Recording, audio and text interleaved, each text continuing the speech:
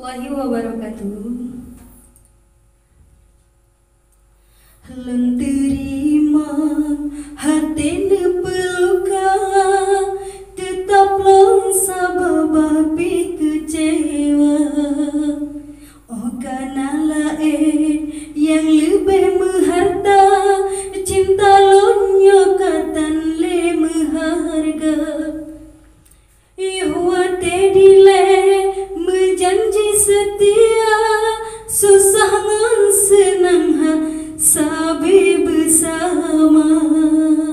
Apa kon jejino kamila en haba, kandarela kiana cinta.